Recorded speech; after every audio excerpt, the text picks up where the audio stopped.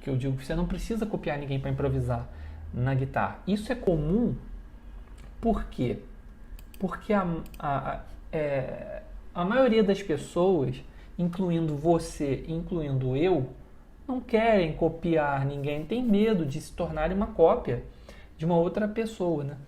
Então, e eu estou dizendo isso muito em relação à improvisação, porque uma das técnicas mais famosas e mais eficientes, já vou logo dizendo aqui, eficientes, de você aprender a improvisar com fraseado bonito, sofisticado, é você tirar solos. Só que isso acaba criando um efeito colateral. Na verdade, não existe o efeito colateral, né? As pessoas, elas criam elas imaginam que vai ter um efeito colateral que é, pô, aí se eu tirar, eu vou ficar cópia de um cara, né? Pô, vou tirar o solo dele, eu vou ficar copiando ele. Eu não quero isso, eu quero desenvolver o meu jeito. E isso aí eu entendo você perfeitamente, até porque, afinal de contas, ninguém quer ser cópia de ninguém, né? Exemplo, nas artes plásticas, né? Uma cópia de um quadro do Van Gogh não vale nada. E a gente não quer não valer nada, né? E por que disso? Porque, quer dizer, a cópia do quadro do Van Gogh até vale lá alguma coisa, mas não vale nada em comparação ao original. Porque a autenticidade e o ineditismo, ele tem muito valor na cabeça do ser humano. Então, quando você vê uma coisa nova, um cara que toca com um estilo totalmente novo, diferente, né? Sei lá, vamos pegar músicos que tem essa assinatura muito forte, que eles são realmente, como é que eu vou dizer? Eles são únicos, né?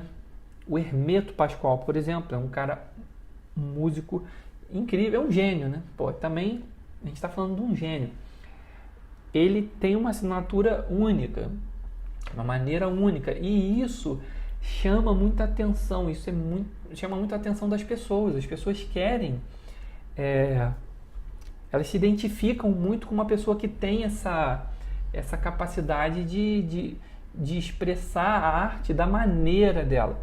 Então, por isso, o receio das pessoas de copiar um solo, né? Pô, vou copiar aquele solo ali, vou tirar, né, o solo. Então, eu vou acabar ficando uma cópia daquele cara. Ninguém quer isso. Eu também não quero ser cópia de ninguém, não quero que você seja cópia de ninguém. Mas é importante a gente entender aqui uma coisa. A gente não pode fazer confusão entre copiar e aprender. Uma coisa é você copiar e ficar na cópia. Outra coisa é primeiro você tirar o solo dele, copiar o solo dele, vamos dizer assim, para aprender com ele, entende? E é importante a gente entender como que a arte ela é transmitida. E isso vem desde Bach, Mozart, Beethoven. Como é que os caras aprendiam? Eles meio que iam para a casa do compositor, né? Meio que ficavam lá, viravam meio que, sei lá, discípulo mesmo, né? Era mais do que um aluno, como na relação formal que a gente tem de aluno hoje, né? Que o cara vai, te paga uma grana por mês, por aula, sei lá o que o professor decide, que as partes combinam lá, e você vai lá e tem a aula. Então, na verdade, você está tendo um serviço, né? O cara está te entregando um serviço. Lá naquela época do Mozart, dos caras, era meio que o cara se tornar um discípulo mesmo, cara. O cara tinha que entrar na alma do compositor ali, aprender mesmo. E para ele aprender, ele precisa, num primeiro momento, passar pelo caminho que o mestre passou, para dali, depois, a criatividade que é natural do ser humano, que está dentro de mim, que está dentro de você, e a identidade, né? Eu sou totalmente diferente de você, e você é totalmente diferente de mim, e a gente tem, obviamente, muitas coisas em comum, somos seres humanos, então temos comportamentos iguais, em suma. A gente tem a parte que é igual e tem a parte que é exclusiva sua, que é a sua identidade, né? Então, a gente precisa passar por um padrão para depois aquilo se tornar a nossa referência para a gente criar em cima. E a maneira como você vai criar em cima é diferente, entende? Da mesma maneira que os acordes, por exemplo, ó, você pega... Quando você vai aprender bossa nova, sei lá, você fala assim, cara, eu quero aprender essa harmonia de bossa nova. Como é que você faz para aprender? Como é que você faz para aprender? Você aprende os acordes da bossa nova. Como é que você aprende os acordes da bossa nova? Tocando várias músicas. E, eventualmente, se você faz isso, uma hora você vai começar a entender certos padrões de progressão, de como construir os acordes. Por exemplo, quando você vai aprender uma música de bossa nova e o cara faz um acorde como esse aqui, sei lá. Primeira vez que eu vi um acorde desse aqui, foi numa música do Edu Lobo. Eu aprendi isso aqui com o Edu Lobo. Ele compôs na música dele lá. E eu peguei para mim esse acorde. Agora, se eu aplicar esse acorde na minha música, já não é mais a música do Edu Lobo, entende? Eu peguei um recurso, uma técnica, uma maneira de montar o acorde que nunca ia passar pela minha cabeça se eu não tivesse estudado a música do Edu Lobo. Ele colocou a 11ª aumentada com a 13ª aqui, ó. Um acorde totalmente diferente, entende? Então, a maneira como a gente absorve a harmonia é assim. É aprendendo com as outras músicas. Só que com aquilo a gente começa a entender, pô, esse acorde aqui soa legal nessa posição, depois vem esse tipo de progressão eu achei muito legal, eu vou acabar fazendo. E se você compõe, dá uma olhada nas suas harmonias e compara as suas harmonias com as suas influências, com as pessoas que você gosta muito. Vê se não tem coisa ali que vem desse lugar, entende? Então, você tem influências. Então a gente só não pode confundir copiar mesmo com influências. E a maneira que você acessa a improvisação é através da repetição de padrões. Eu não conheço uma maneira mais eficiente que vai te entregar esse resultado. Então a gente fechou aqui, a gente tem que tomar cuidado só para não confundir.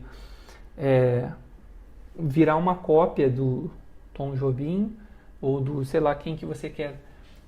Alguém que você acha que improvisa bem, que você queria improvisar como ele, sei lá, vamos pensar na guitarra, no George Benson, né? É uma grande referência de músico improvisador. Eu tirar o George Benson, aprender com ele, como ele encaixa as notas, não significa que eu vou conseguir tocar da mesma maneira que ele. Você não vai conseguir.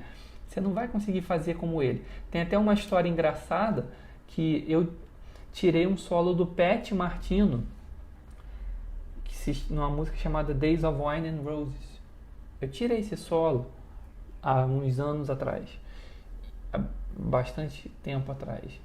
E aí acontece que tem uma frase no solo dele que é essa aqui, ó.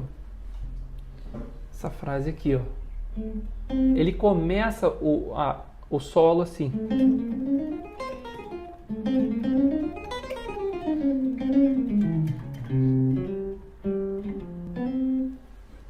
E aí é engraçado que eu fui mostrar um pedaço desse solo.